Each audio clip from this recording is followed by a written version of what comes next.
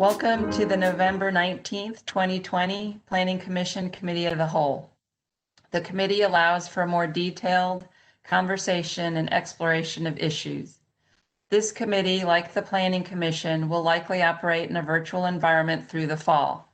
I would like to ask for patience as we use this platform for our public meetings. There may be slight delays as we transition between speakers, presentations, and participants. If any participants have issues with technology, please send a message to the moderator. Today is a bit special in that immediately following this Committee of the Whole meeting, we will be holding a special meeting of the Planning Commission to discuss Z1320. And moving on to Committee of the Whole business, there are two discussion items on our agenda today. There are some members of the public that are joining us today. And typically we don't have time limits for speakers for the Committee of the Whole, but I would ask everybody to be respectful of our time. And if you'd like to speak, please send a message to the moderator. And I would ask commissioners to hold all questions until the conclusion of all presentations and any public comments. And I'd also ask each commissioner to be recognized by the chairperson before speaking. So with that, we will start with item number 1, which is rezoning Z2419 Rogers Farm Road. And this case, we've discussed it previously at the October 22nd Committee of the Whole. And John and Ignace will present on behalf of city staff.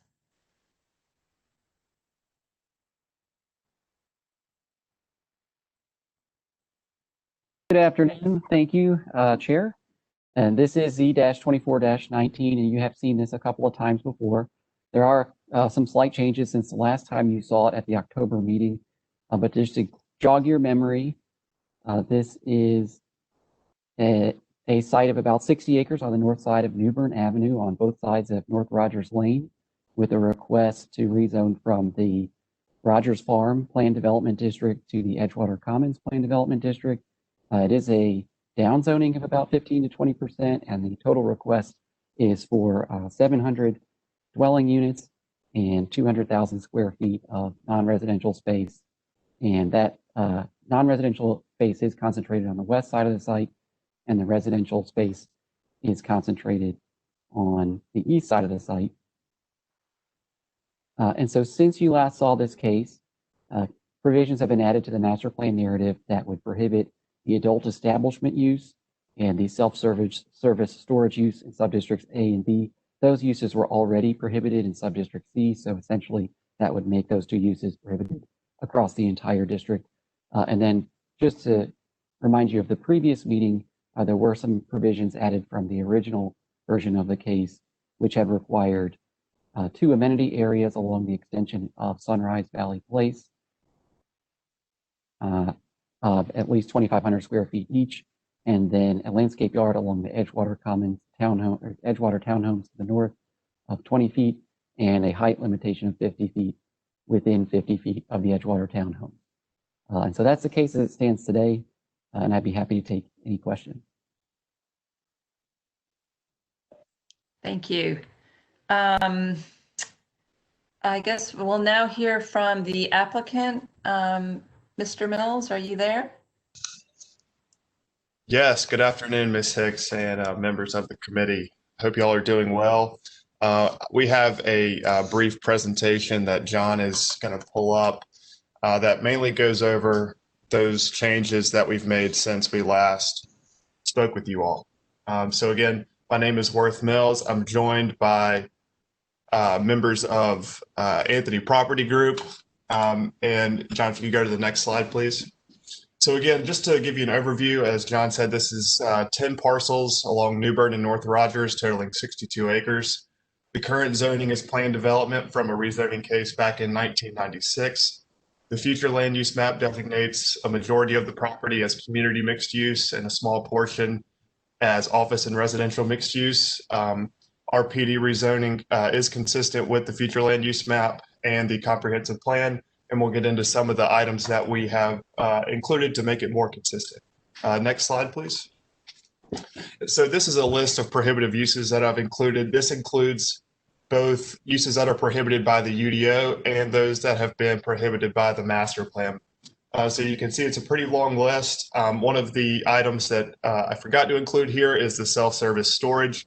The master plan has excluded that use throughout the site, as John mentioned. But you can see here most of the most conscious uses and most intense uses have been prohibited. Next slide, please. And again, these are some additional development standards. Again, the list of prohibited uses that the PD has prohibited are listed at the top. The next has those uses which are allowed in Subdistrict C, which is closest to the Neuse River. So we're trying to limit intensity and the range of uses to preserve the natural resources next to us.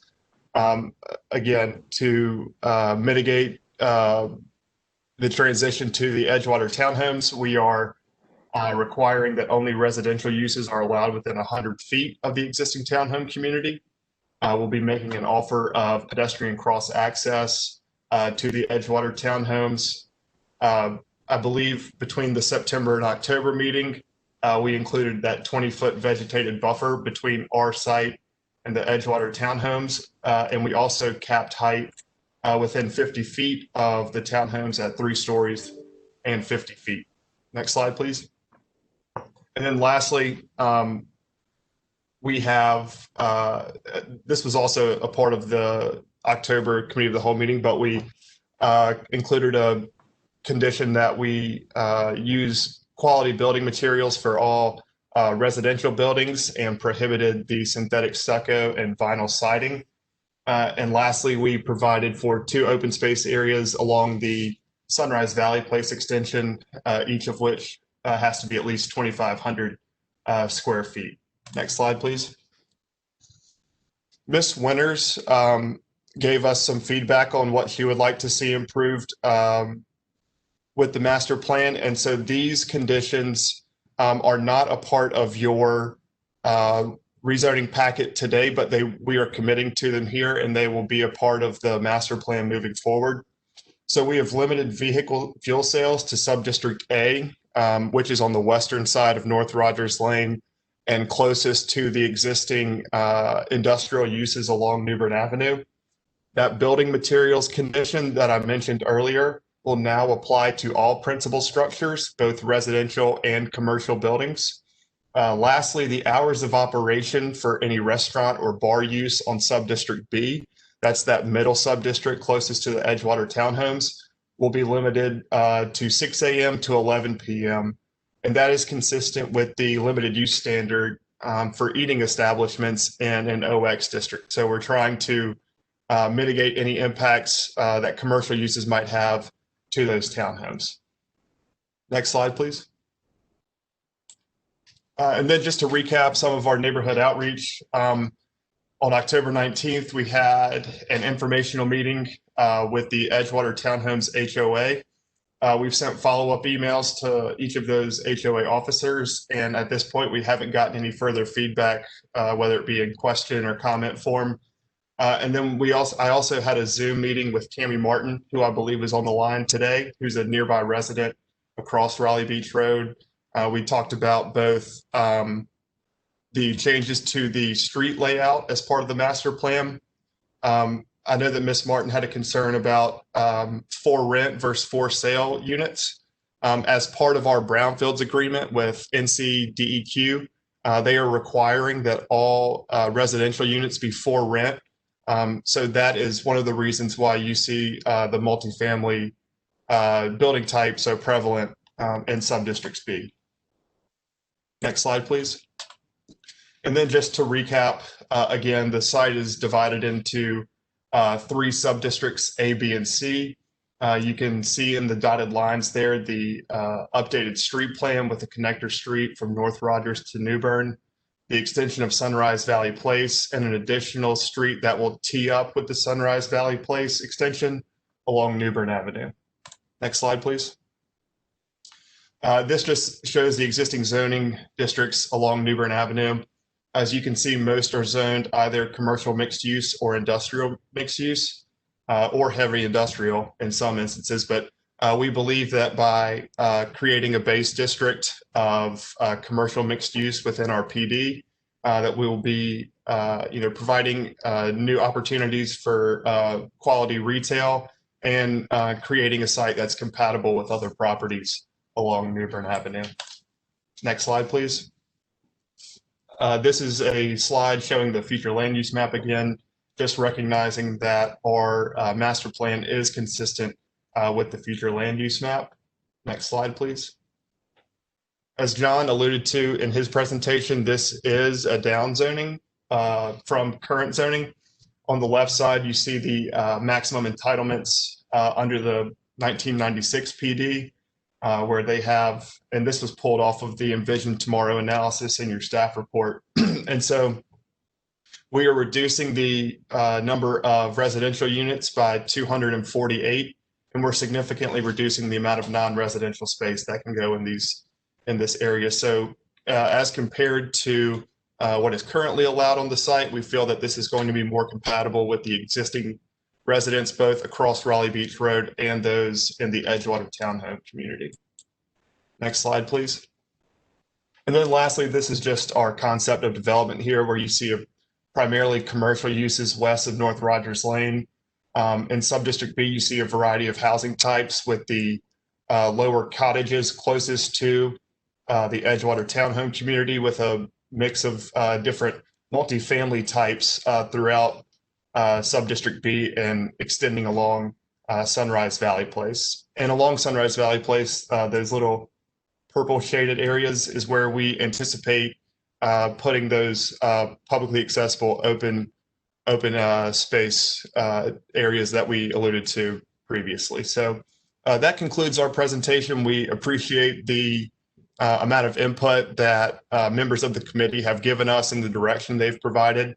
And we look forward to continuing these conversations at Planning Commission. I will note that we are requesting to be referred out to Planning Commission at the earliest available meeting date. Thank you. Thank you, Mr. Mills. Now I'd like to take public comment. Are there members from the public here to speak today? Yes, we have Tammy Martin. You are unmuted. Good afternoon, everyone. First of all, I would like to again thank everyone for their time in allowing me to speak today. I do stand opposed to the rental units. We have just had a new apartment complex go up on Raleigh Beach Road, which has almost 400 units. And in the current Edgewater subdivision, there are 539 total houses or home sites, and 375 of those are single family, in which I live. Our board was not notified or made aware of these changes, and we actually have a board meeting this evening. I have sent information forward to them, but as it stands now, I still believe that more rental units would be a detriment to our neighborhood. I am for the development. I think the development is going in a really good direction, but I believe more rental units will be a part of further degrading of the neighborhood. It's been a problem with the townhomes, with too many units being rented there. So a lot of those owners, or some of those owners, don't really care because they're receiving rent checks. But the limited opportunities in Raleigh for home ownership, I think a multifamily ownership, home ownership kind of a situation would be perfect here. So I'm asking for reconsideration for that.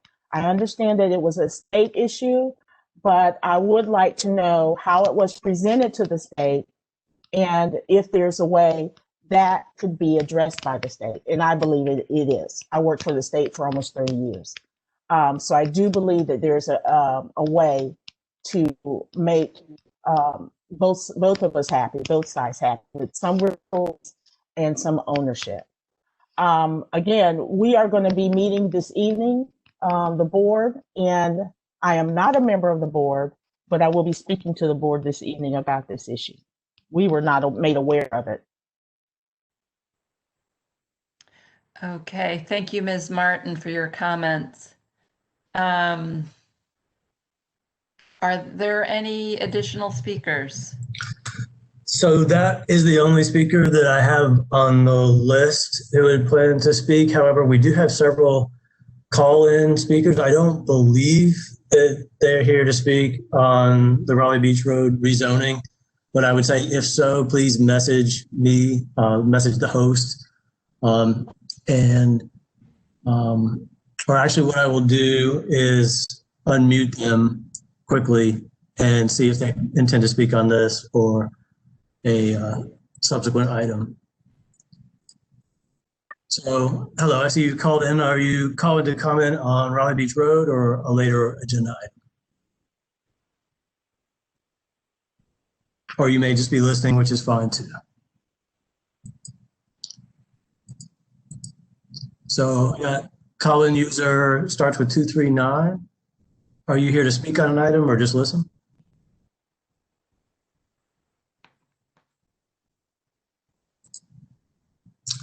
Okay, I'm moving through these. I'm unmuting. Call-in starts with 985. Are you here to speak on one of the agenda items or just listening in?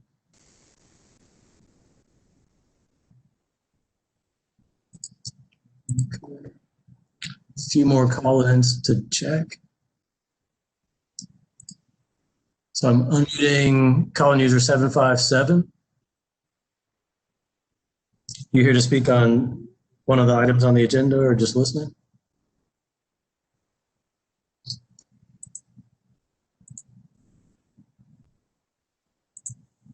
Unmuting number begins with 744.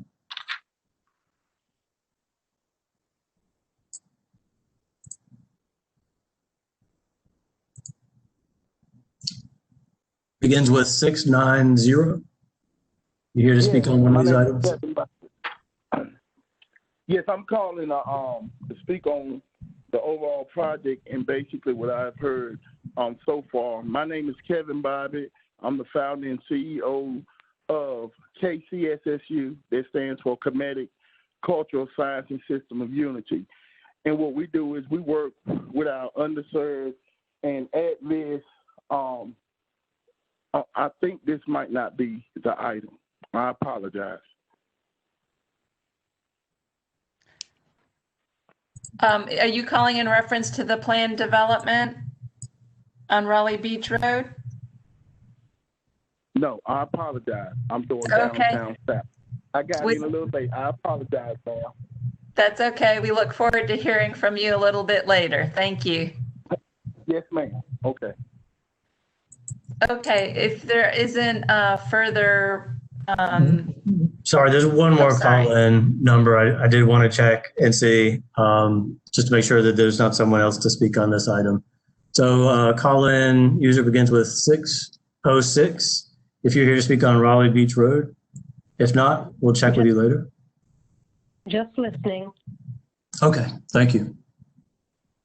That's everyone.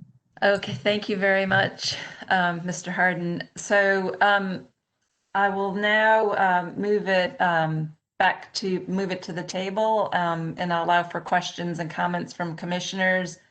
And I would just ask you be recognized to speak if you have any questions or comments. Commissioner Winters. Thank you. I first have a question for the caller that's, forgive me, the one, I'm sorry, the lady that called. Yes, Ms. Martin, please forgive me. I forgot to write down your name, Ms. Martin. Okay, I missed something. You were talking about what you didn't know. Can you clarify what that it was, please? I may have missed it. Sure. Our subdivision, the single family homes are apart and butt up to the townhomes.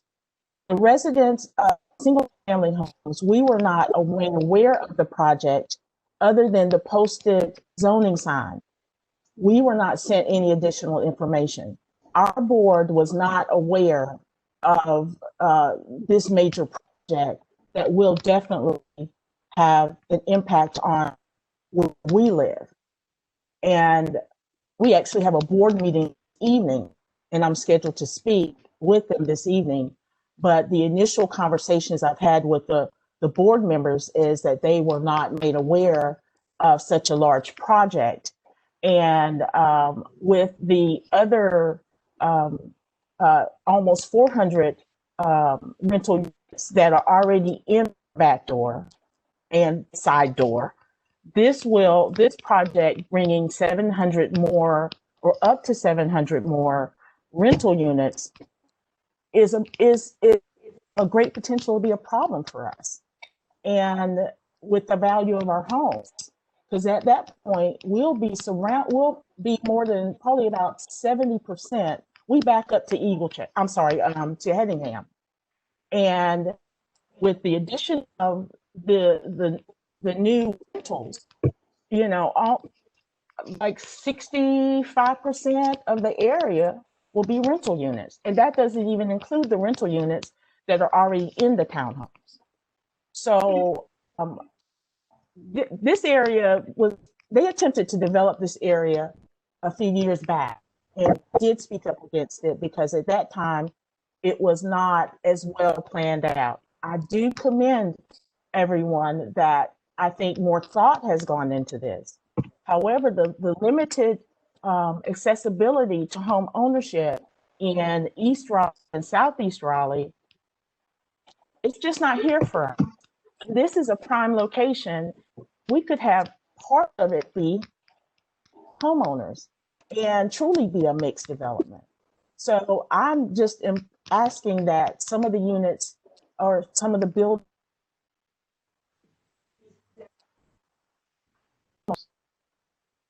it could be condos, townhouses, whatever. It's an opportunity in this to buy and not just to rent.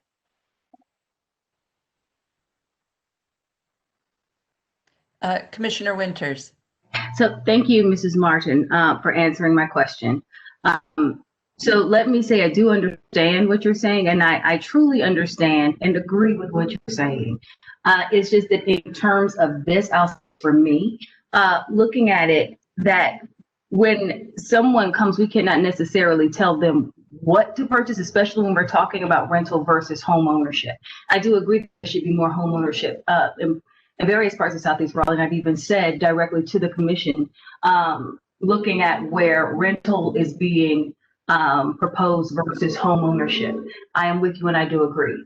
But also looking at this in terms of what it was zoned for, it's actually down zoning that more rental could have been possible in this location. So I think I didn't understand. I just wanted to clarify what was unknown and what was not understood, and also looking at it in juxtaposition to what is actually proposed. So that's the other part of that the suggestion with it being down, so that there's actually less zoning, less rentals that will be possible in this location. And I do understand your concern with the 500 units, or was it 300 units you said that was just developed in the area, and the frustration of parents. I totally understand, but we're also talking about right now what was proposed. So I wanted you to understand that I want to understand, and also to let you know that I hear and I understand your frustration. To understand your concern, but we are somewhat limited in what we can do in terms of that. We cannot mandate home ownership. I wish we could. We can. That's the General Assembly. So just to share that part with you. So thank you for sharing that. And I saw the note about connectivity. With the conversation with you about connectivity. So I'm looking for that to be addressed as well. As I said, it has been in the note that I received. Mrs. Martin, thank you. I wanted to address that. And then next to go to Mr. Mills. I want to thank you for your responsiveness to my concerns about this development and the thoughtfulness that you have put into it. So thank you. I just wanted to address that with you for being so responsive. Thank you, Commissioner Winters. Commissioner Fox? A question for the applicant, and I guess more so for my own education. Can you explain in a little more detail the DEQ requirement for rental versus homeownership? I've not seen that before.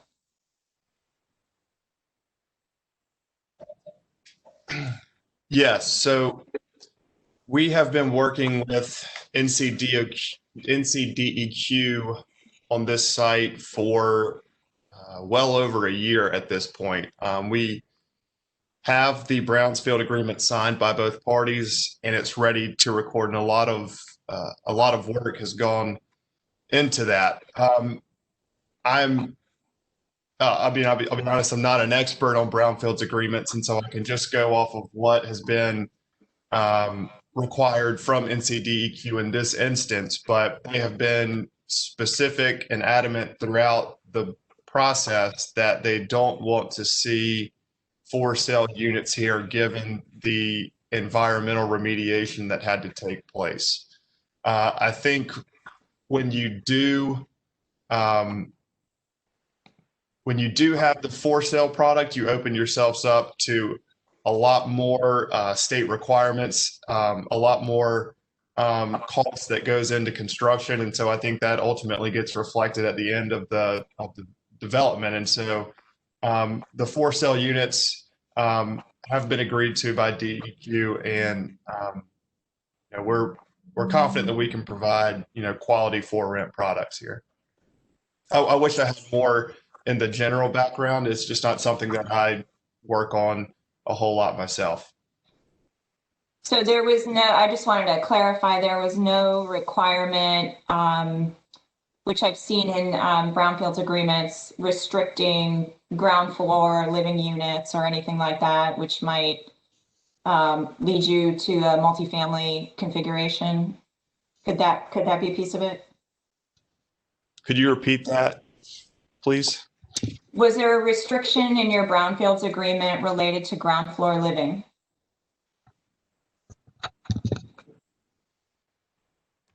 I've got Wayne Hightower with APG here.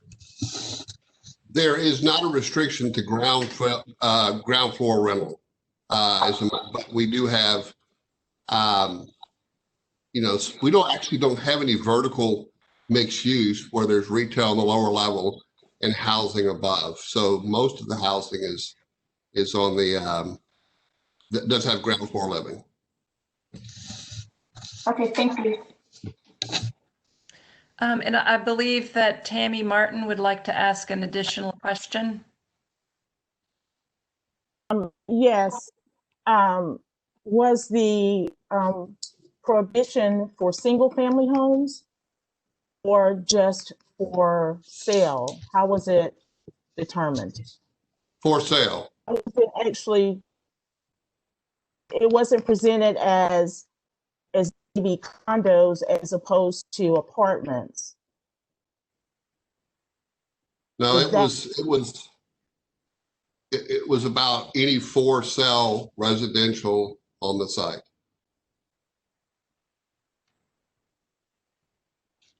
Okay. I understand what you're saying. I have a hard time accepting it because in theory, if you're dealing with multifamily situations, condominiums, and if they're managed properly, would have the same benefit or same effect on land. So I'm not quite sure, willing to listen to what the difference would be from DEQ, but a layman's point of view and also a real estate broker point of view, the same facilities, the same utilities would be in effect from an apartment as it would be for condos. So I can understand them not approving single family, but I don't understand how the the difference was made between for sale and rental. I just have a really big issue with that because I also know when things are presented, if they're presented in one way, that's how it's addressed. And I could be more satisfied and trusted that it was presented with the option of condos or townhomes or something else besides rental units. I just think 700 more rentals in this area is overkill. I know it's down from what it was before, and I think it's going to be a great development. I just am strongly opposed to that many rental units flooding this 1 mile radius.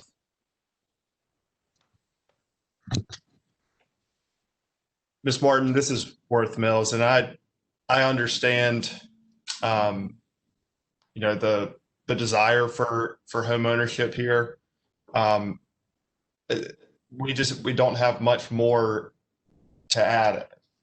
If we can get some feedback from NCDEQ, you know, we can try to reach out to them for some background on the reasoning. But at this point, you know, with the Brownfield Agreement signed and, you know, to be recorded in the coming days, you know, they've limited us to 4 rent products, and you know, that's the assumption that we've been operating under for, like I said, well over a year now. So again, I understand your concerns, and I wish that we had, you know, a way to alleviate them, but you know, our hands are tied. Thank you. Commissioner O'Haver. Mr. Mills, or maybe your consultant, it might be helpful for Ms. Martin for you just to explain what the Brownfields Agreement is, how you've entered into it, just so, because again, for the public, it's kind of confusing to understand that. So maybe if your consultant could give just a 2-minute overview of what that program is and the importance of it might help explain, because it can be confusing. Yeah, you're right. It can be confusing, and it's a difficult process we actually started almost 2 years ago. It includes a massive amount of environmental testing on site. It includes, you know, designating certain land uses of which for sale residential was not a part of, and it includes ultimately, which turns into an agreement, which includes land uses and how we will deal with any contamination as a result of the testing, but turns into what we call a EMP, with environmental management plan, which is a process that is based on the Brownfield Agreement. And so it's a you know, very high level of environmental testing, very high level, very you know, very complicated, very expensive, very time consuming, but in the end, you do end up with an agreement if you move forward, and from that agreement becomes an environmental management plan which matches the land uses. So the land uses we designate are that were designated in here, they're related to the whole process, they're related to the Brownfield Agreement, and they're related to the environmental management plan. Thank you. Commissioner O'Haver, I think you had your hand up first. Well, I just wanted to follow up. Sorry, Commissioner McIntosh. So essentially, you're entering into an agreement with the Environmental Protection Agency to do certain things that allow you to develop this site, and those are set forward, and that's what you're abiding by, correct?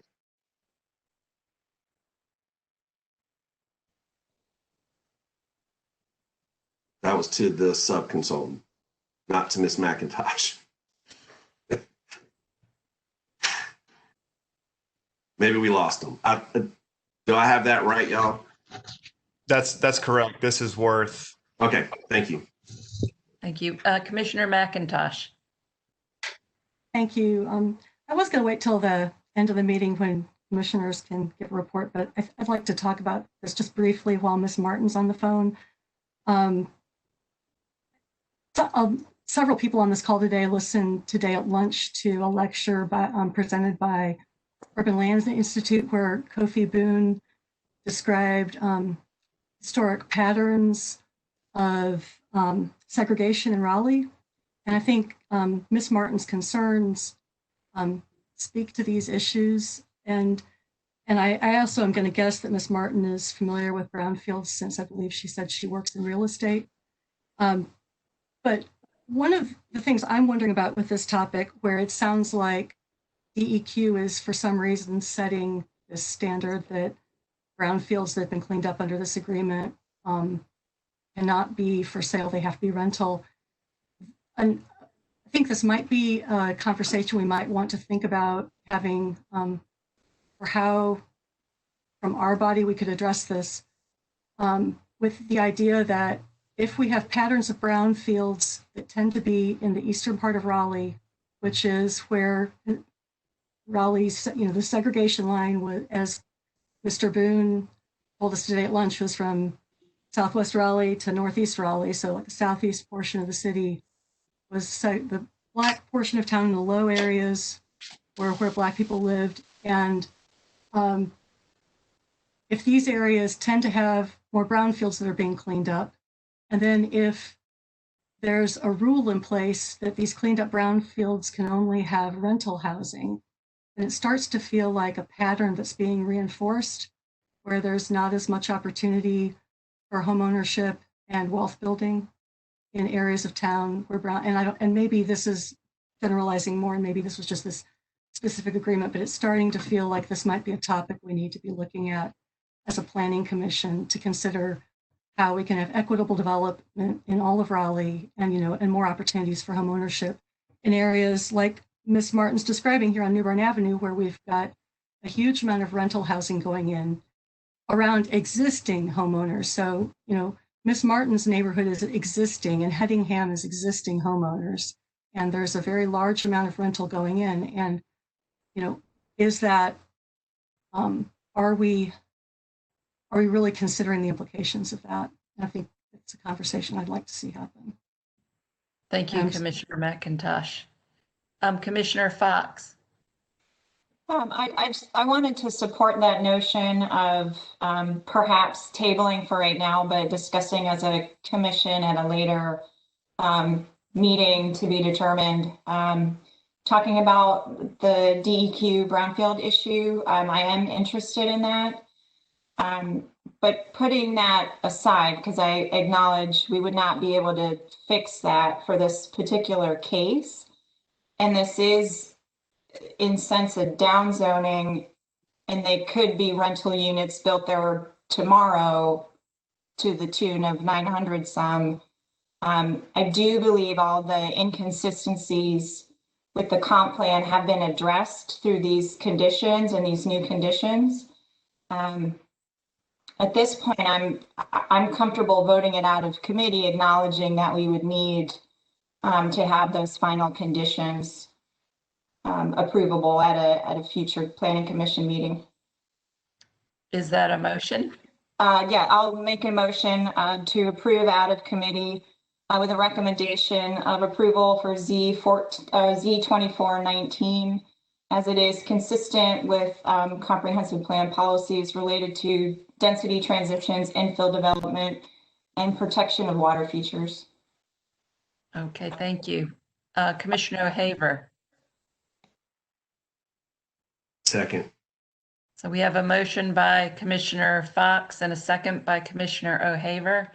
I just wanted to add a note or make a comment that I appreciate the applicant really working with the Planning Commission and hearing us, and I think, providing a project that's better for the process, and also just in agreement that this issue of understanding how brownfield development occurs in Raleigh and what the implications are in terms of equitable development would be a really great topic that we could really focus in on. So I would support that as well. And with that, I will ask Shanitha for a roll call.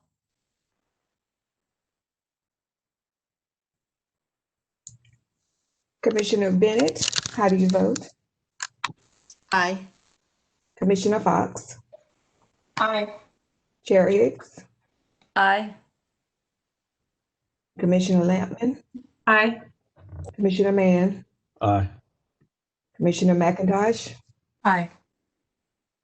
Commissioner Miller, Aye.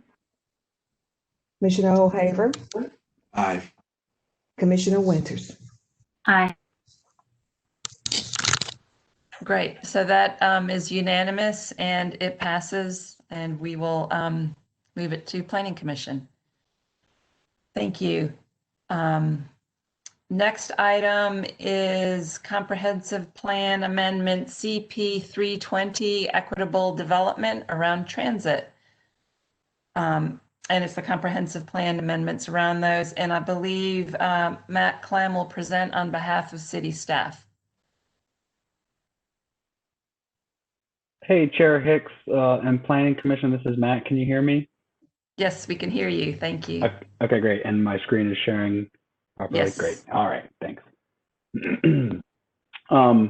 So we went through a lot of this actually at a previous meeting and discussion around downtown South. And so a lot of what you see is similar to what you saw before. I have some a little bit additional information, just some other remarks that I'll make.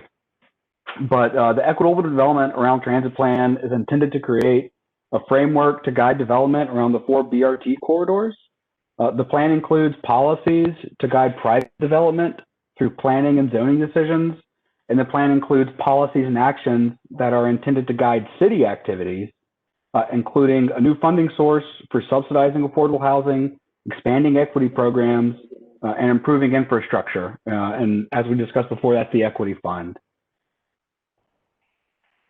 So equitable development around transit, or EDAT, as we call it, in staff, is just the first phase of equitable development in Raleigh. This plan creates a foundation for influencing a more equitable land use pattern. And once these policies and actions are adopted by City Council, staff will begin to implement them along the various BRT corridors.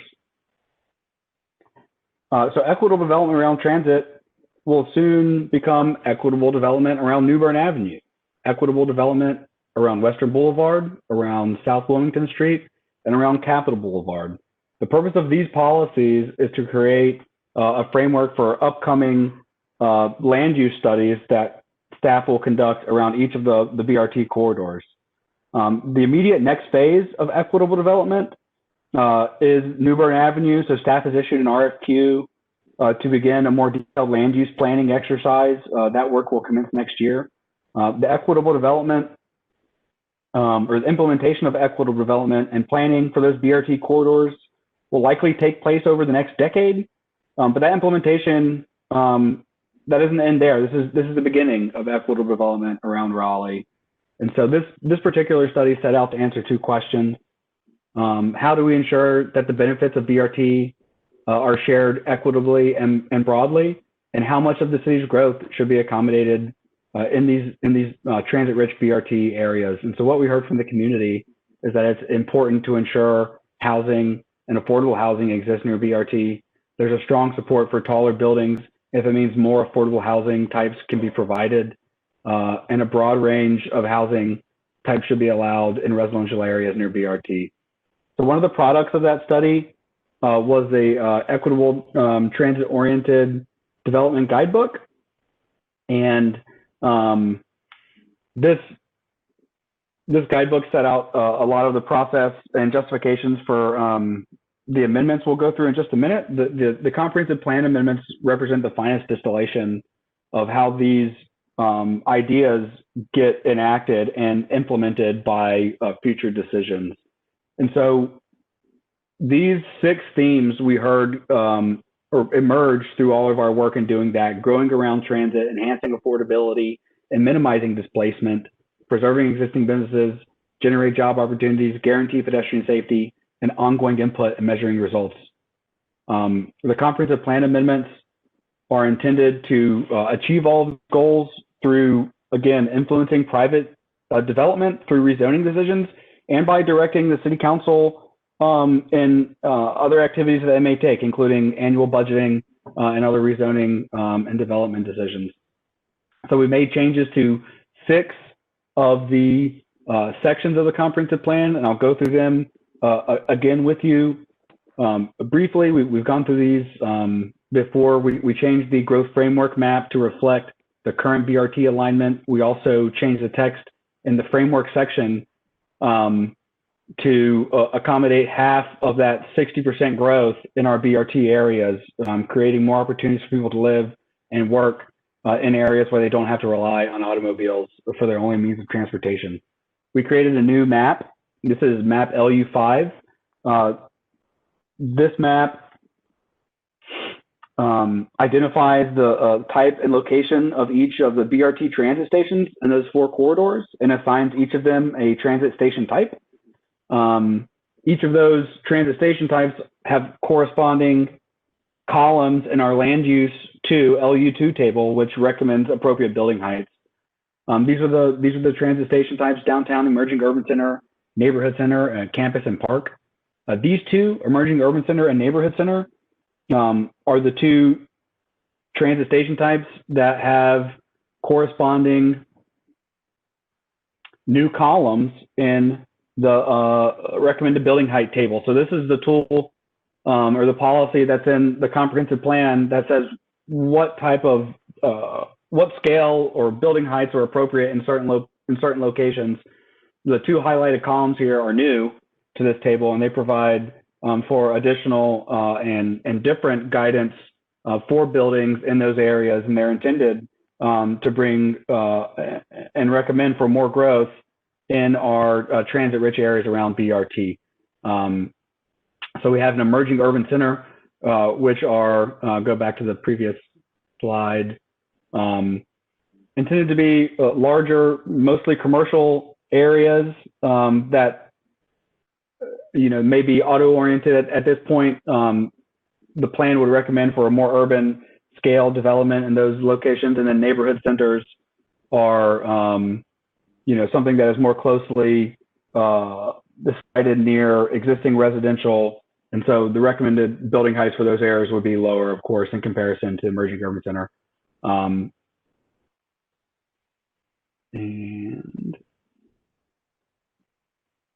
so again, I'll go through these policies again. There are 10 new policies and 3 actions, again, across these 6 themes that were generated from the study.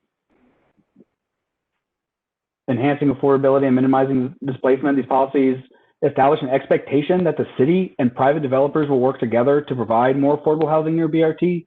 Action 4.4, as we discussed at length previously, will create a funding source to support the creation of new affordable housing in the BRT corridors and fund other various equity programs and activities recommended by the plan. That's the equity fund. And it's a synthetic tax increment financing structure. And then action 4.5 is intended to advance these policies by revising the transit-oriented development overlay district. We call it the equitable transit oriented overlay district. And currently we're drafting changes to that ordinance now. And it'll be a new zoning tool that can be mapped in our transit-rich areas to help achieve some of these goals. These policies are intended to guide city practices for assisting small businesses during construction of BRT. And the action in this section recommends a density bonus for non-residential uses, so providing more employment opportunities in our BRT areas as well.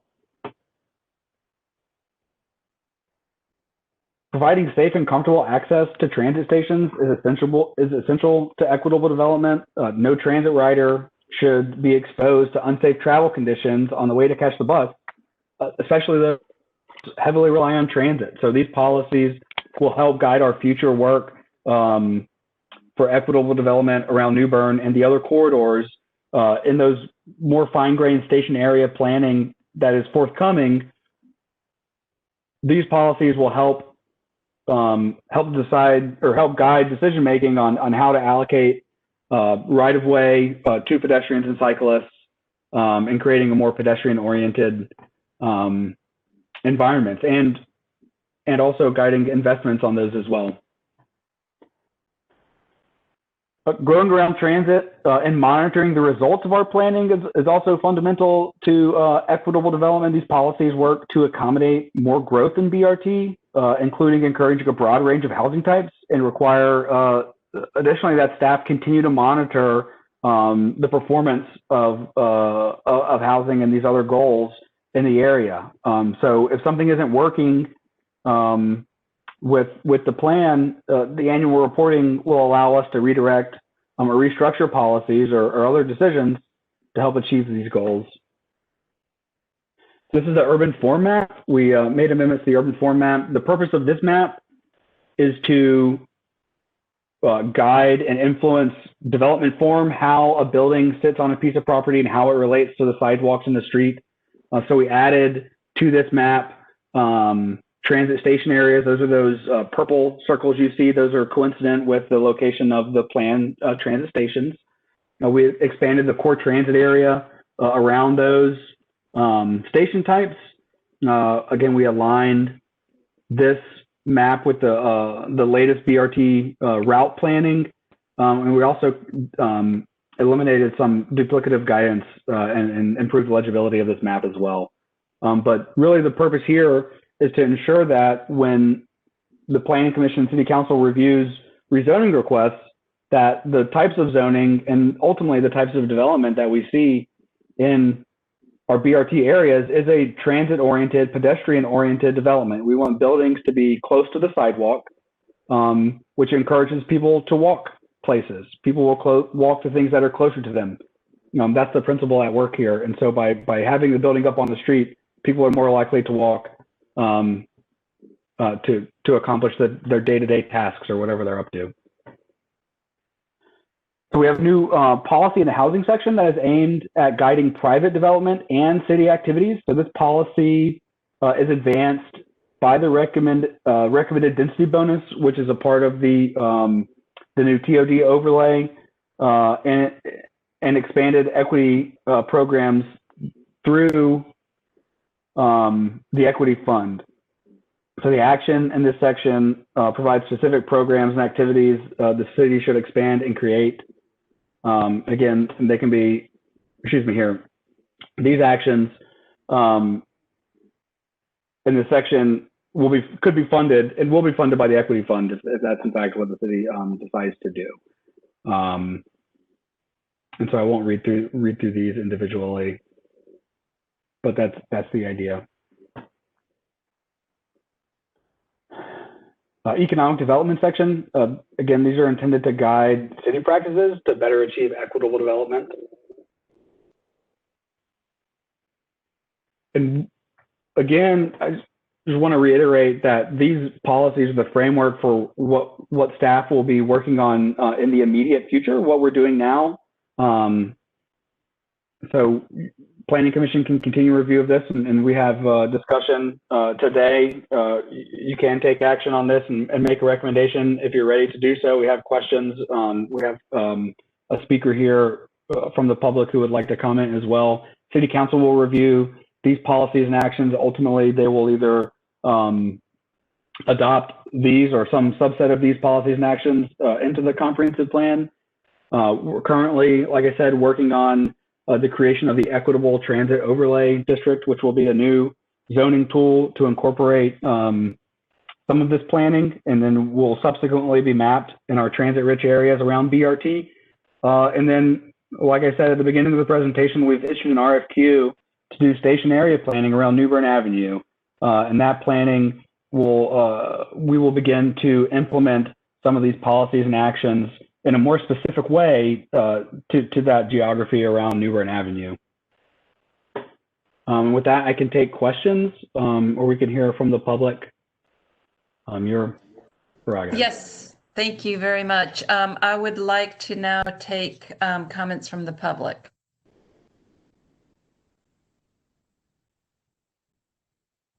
Yes, so Carmen Coffin has signed up. You are unmuted. Good afternoon. Thank you, members of the Planning Commission, for having the time to hear from me today. I just wanted to say that I really appreciate the work that has gone into this plan and the information that has been shared today.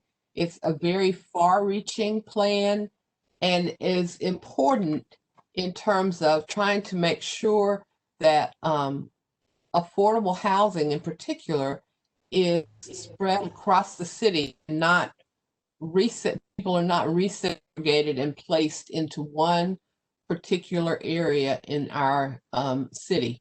I think we as citizens work together best and grow together best when we are all not experienced, but when we are all able to communicate one with another throughout the city.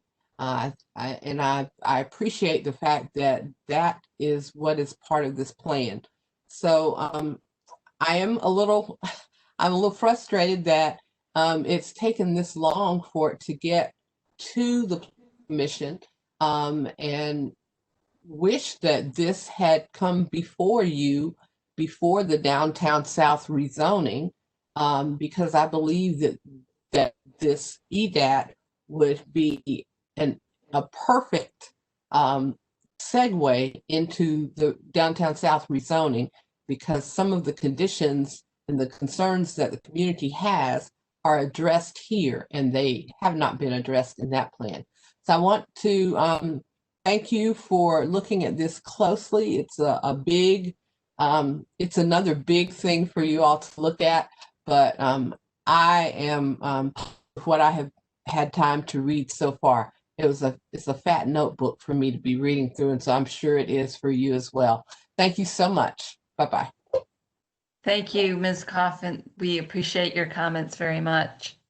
And with that, I will bring the discussion back to the table for planning commissioners, questions or comments for staff, and I would ask you be recognized to speak.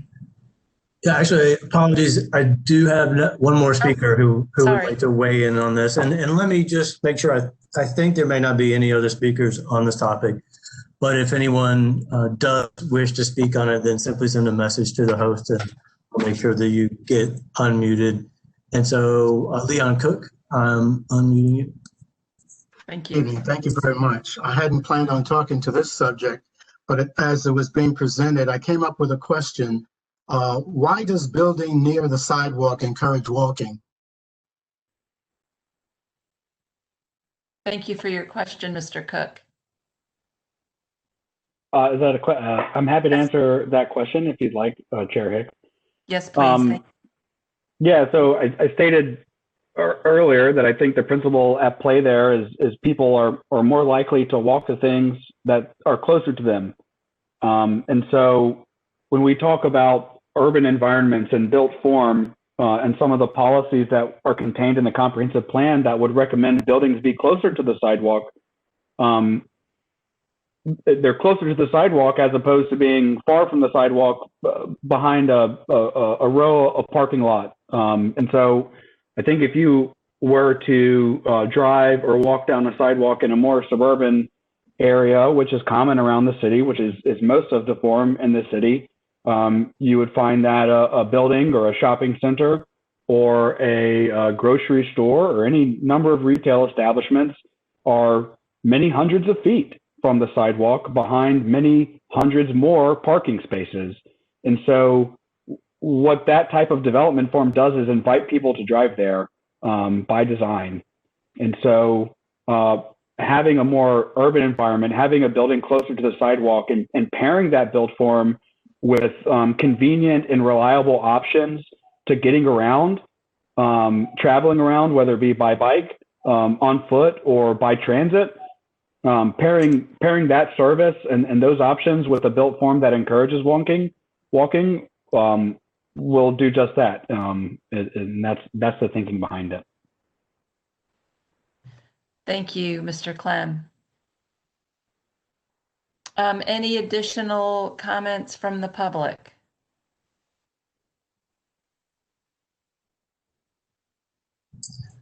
Don't have any other indications of anyone desiring to speak. Great, thank you, Jason. So with that, I will open discussion up for commissioners and would just ask you be recognized to speak. Any questions or comments? I have one question. It's really probably something more for the future, but under enhanced affordability and minimizing displacement, which seems like a topic that we've been discussing quite a bit in Planning Commission recently. I'm wondering how LU 4.12, prioritizing housing for existing residents, how would something like that be applied? Like when it comes to us, getting ready to come in that direction. Oh, Ms. Coffin, we can still hear you. If maybe the host could mute her telephone, that would be great. I'm wondering what that might look like when it comes to us in the future. If staff could give us a sense of what that looks like. Yeah, that's a great question. And I think the short answer is that it's going to rely a lot on coordination with our internal partners in the housing and neighborhood department. I'm trying to pull up exactly that language now. And so I think there's a number of ways to go about it. Getting a repository of current residents and giving them preference or priority to rents or leases or ownerships in new housing. The exact details of exactly how that would happen are not extremely clear at this point. I think this policy falls under kind of that bucket of what is the priority of the city. So some policies are intended to influence private development decisions and rezonings. Other policies are intended to influence city decision-making and actions and programs. And so I think that, and I'm sure that's an unsatisfying answer, but that is kind of where we are at this point. Thank you. Okay, Commissioner Bennett. Thank you. I have a couple questions. What role does the community play in determining the priorities for each development with regard to the EDAT? That's the first question. And then the second question is, so once this is in place, when rezoning requests come before us, will there be a section where the applicant has to address these details in the request, or is that something that will happen after the rezoning recommendation is made? Yeah, that's a great question, Commissioner Bennett. Thank you. So first, I think what I understand, I can answer in two ways. How will the community be involved in prioritizing these goals? The first way is what we're recommending for the equity fund. Again, that's that synthetic tax increment financing tool, which would set aside a portion of future tax revenues to be spent and allocated on projects and programs in the area where that tax increment was generated. And what we're recommending for the prioritization and allocation of those funds is a participatory budgeting process. And so what that means is basically we put a prioritization for how and where to spend that money on the ballot. And so it would be through direct democratic participation. That's one way. The other way that these goals will be implemented is through future planning. Like we said, this is kind of the first phase of equitable development, but beginning in next year, we'll start with equitable development around New Bern Avenue. And that will be a planning process where we'll engage with the community and other stakeholders, similar to other plans that we run. This first phase of equitable development was kind of a large, overarching, coarse-grained look at the four corridors together. And we established a framework and some common themes that we want to then use to help guide these future processes, the future planning for New Bern and Western and Capitol and Southern Corridor. So these will be the framework to help guide those future decisions, and those will be community-driven planning processes. And so I would say those are the two ways that the community would help directly impact and implement these policies and goals. Thank you. Commissioner Bennett. And then the second part was, what is the requirement, I guess, of the applicant what do they need to include in the rezoning request as it relates to this?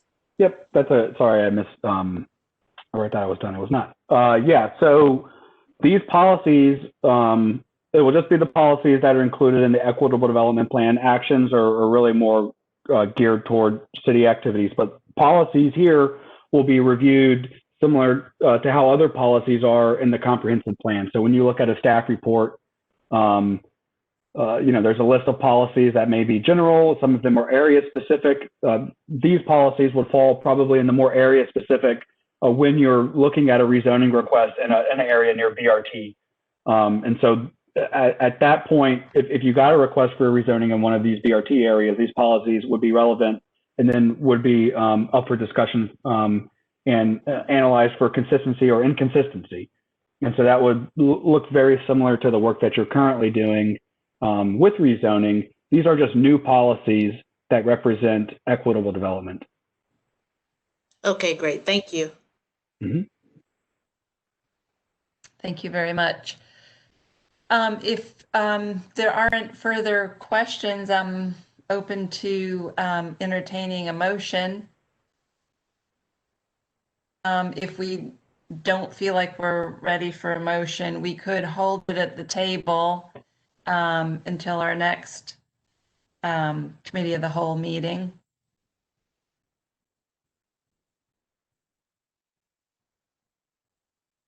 Commissioner Fox. I'd support holding it at the table. Thank you, Commissioner Fox. So without further objection, we'll hold CP 320 at the table until our next Committee of the Whole meeting. And I appreciate that comment. That will give us some time to be able to shift to the Planning Commission meeting. Madam Chair, if I may ask a question.